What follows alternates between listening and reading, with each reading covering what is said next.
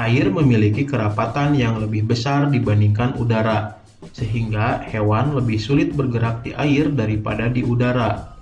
Air memiliki gaya angkat yang lebih besar dibandingkan dengan udara, dan tubuh hewan yang hidup di air memiliki massa jenis yang lebih kecil daripada lingkungannya. Kedua hal tersebut mengakibatkan hewan yang hidup di air dapat melayang-layang di dalam air dengan mengeluarkan sedikit energi karena adanya gaya angkat oleh air. Salah satu bentuk tubuh yang paling banyak dimiliki oleh hewan air adalah bentuk torpedo atau streamline. Bentuk tubuh ini memungkinkan tubuh meliuk dari sisi ke sisi dan mengurangi hambatan ketika bergerak dalam air. Tubuh ikan dilengkapi otot dan tulang belakang yang fleksibel untuk mendorong ekor dan sirip ikan di dalam air. Ikan juga memiliki sirip tambahan yang berfungsi untuk menjaga keseimbangan. Untuk mengatur gerakan naik turun, ikan memiliki gelembung renang yang dapat mengeluarkan gas, biasanya berupa oksigen.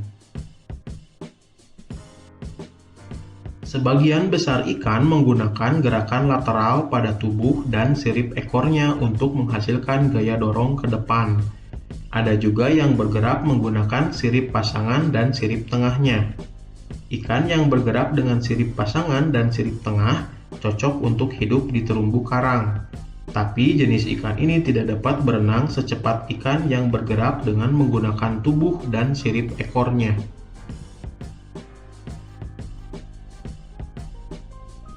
Gravitasi adalah masalah utama yang dihadapi oleh hewan-hewan yang terbang di udara.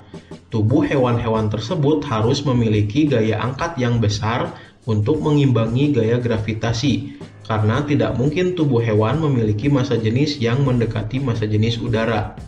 Salah satu upaya untuk memperbesar gaya angkat adalah dengan menggunakan sayap.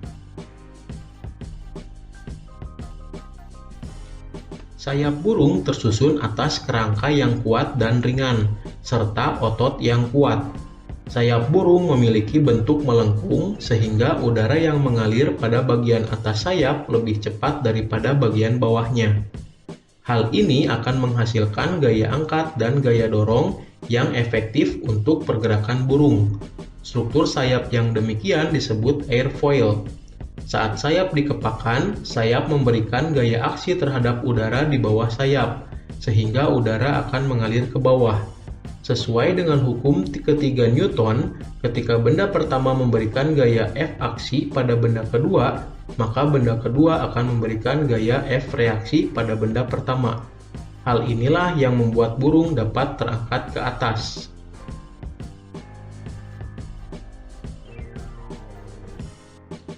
Hewan yang hidup di darat memiliki otot dan tulang yang kuat. Hal tersebut diperlukan untuk mengatasi inersia atau kecenderungan tubuh untuk diam, dan untuk menyimpan energi pegas atau elastisitas untuk melakukan berbagai aktivitas. Bayangkan bagaimana bila kita berjalan. Seseorang mulai berjalan dengan menginjak lantai dengan kakinya. Lantai kemudian memberikan gaya balik yang sama dan berlawanan arah pada orang tersebut, dan gaya inilah yang menggerakkan orang tersebut ke depan. Gajah dan kerbau memiliki massa tubuh yang sangat besar.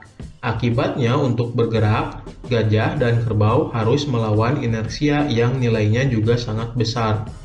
Namun, perbedaan struktur tulang serta kekuatan otot gajah dan kerbau membuat gajah mampu melakukan gerakan yang lebih lincah daripada kerbau. Lain halnya dengan kuda, harimau, dan kijang. Ketiga hewan tersebut memiliki struktur rangka dan otot yang sangat kuat.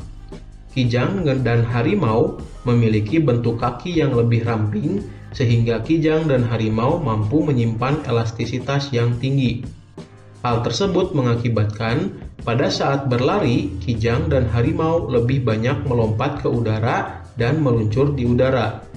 Gaya gesek udara yang jauh lebih kecil daripada gaya gesek permukaan tanah membuat kijang dapat berlari dengan kecepatan yang lebih tinggi daripada kuda.